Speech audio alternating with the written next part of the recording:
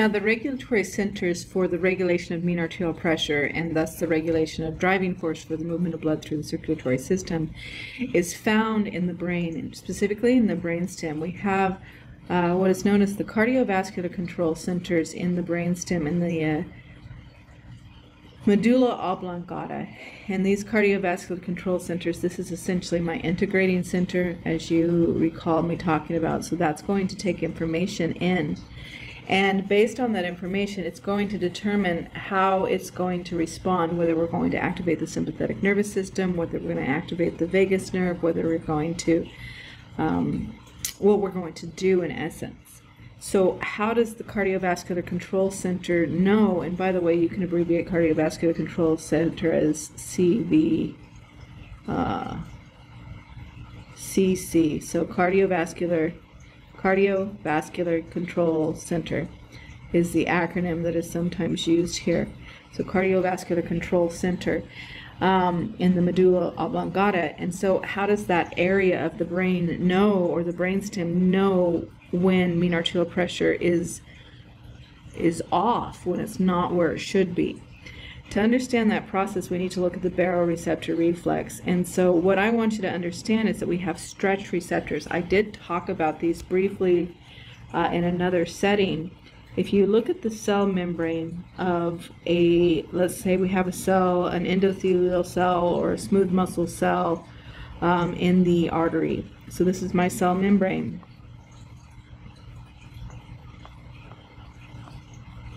And this is my intracellular fluid, and this is my extracellular fluid. Mechanoreceptors in the cell membrane are closed like so when the artery is not stretched. So we have this closed mechanoreceptor.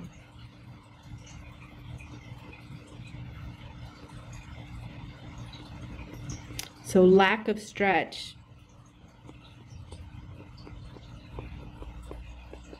means we have a closed receptor.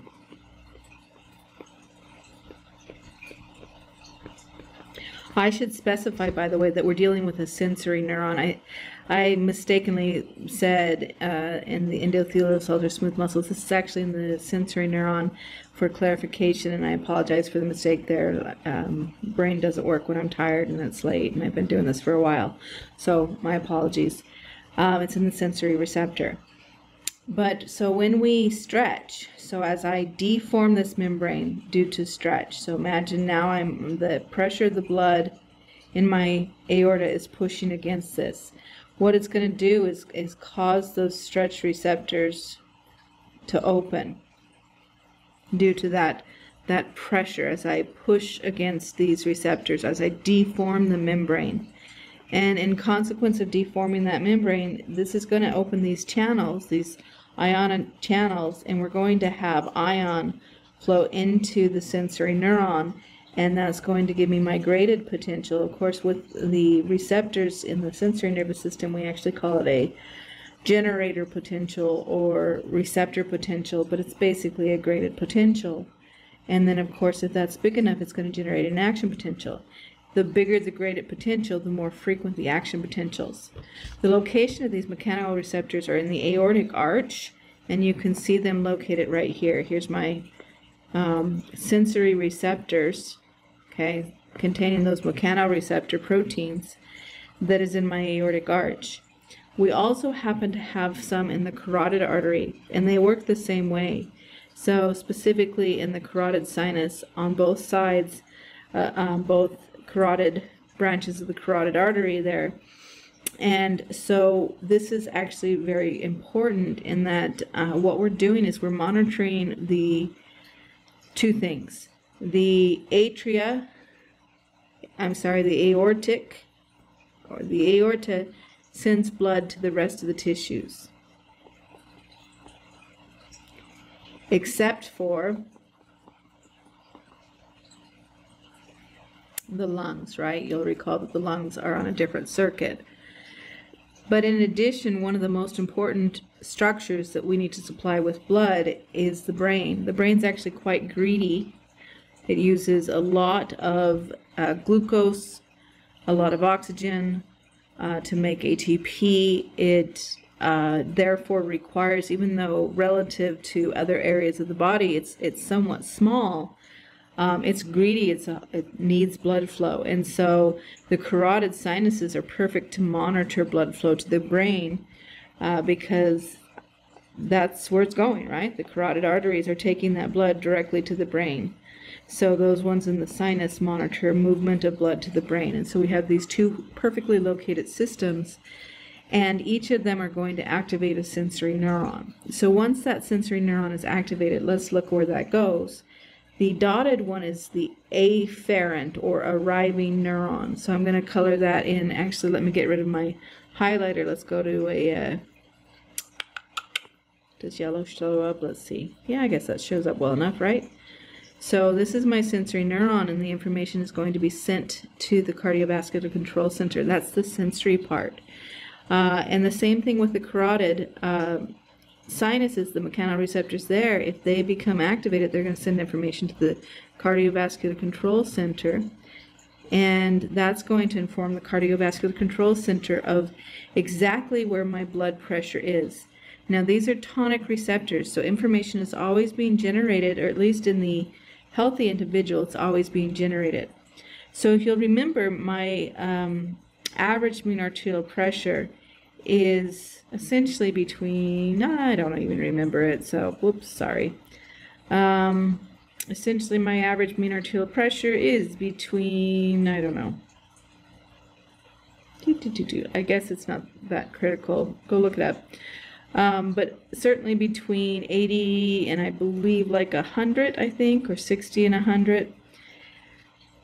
I know 100 is a common average value, 80 is a common average value. So let's go with this. Let's assume that 80, let's look at this. Let's say this is my resting, whoops, I want the highlighter now. This is my resting membrane potential. I'm sorry, this is what is resting amount of blood pressure. So this then represents the mean arterial pressure at rest. And if we're going to start exercising, then we actually need more blood pressure, so I might bump it up to the 100. Or if we go to bed, it might bump down to the 60. And so that's all normal homeostasis with my set points shifting back and forth. But look at the action potentials. That's what I really want to focus on here, is that to communicate to the brain, essentially, if my mean arterial pressure is low, I have a small graded potential, a weak graded potential. My ion channels are not opened as much as they possibly could be. And so with a weak graded potential, I have a low frequency of action potentials. As I stretch out those arteries a little bit more, that's going to generate a higher frequency of action potentials. And then if I continue to stretch those out, because my blood pressure, my mean arterial pressure is going up, increasing, then my action potentials become more frequent, as you can see. And then if my mean arterial pressure elevates even further, they're even more frequent.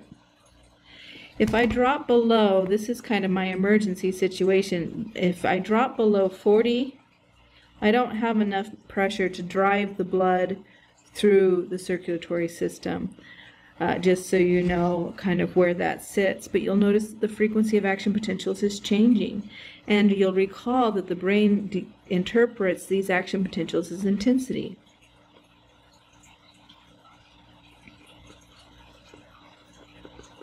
And so this would be considered a low intensity signal. This one's a little bit higher. This one's a little bit higher. 120 is higher still. And so this is telling my brain at all times, as the frequency of action potential changes, it's telling my brain what my membrane or my mean arterial pressure is at. So now let's imagine, I mean, we could talk about it with just a regular, let's go to bed and our mean arterial pressure is changing, but we also can talk about it in terms of a pathological situation or a situation of stress or what have you. So even something as simple as, let me use caffeine because I'm currently highly caffeinated because that's how I'm surviving right now. as I juggle the whole mom, working professional, trying not to be a jerk to everybody lifestyle. I'm tired and I've been abusing my caffeine levels. So caffeine is going to increase blood pressure. That's a pretty well known and documented fact.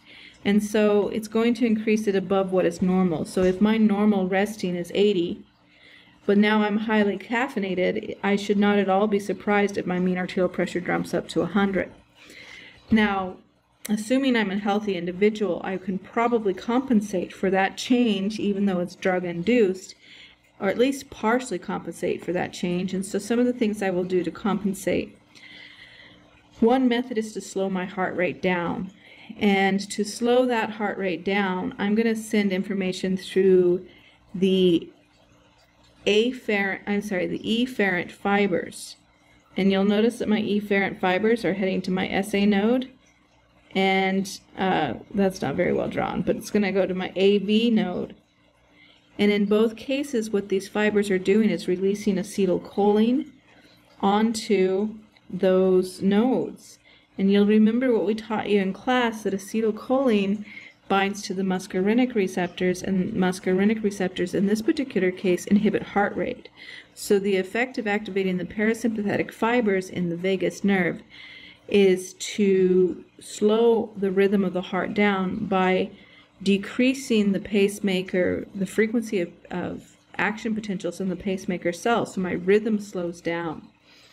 And if my rhythm slows down, my heart rate goes down, and so therefore my stroke volume goes down. And if my stroke volume goes down, my mean arterial pressure goes down. Correction, not my stroke volume, my cardiac output goes down.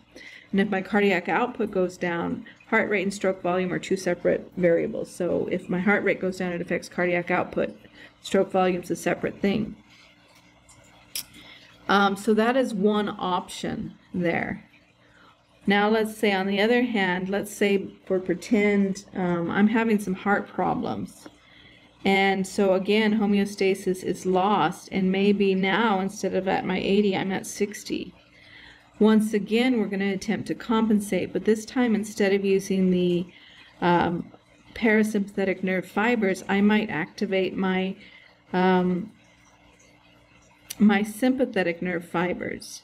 And so I'm going to activate those by releasing norepinephrine. Now, this is not the greatest figure in terms of the placement of these neurotransmitters. Norepinephrine would in fact affect, so let's see, we're going to have synapses on the SA node, the AV node, and then some of those contractile fibers will also be affected as well.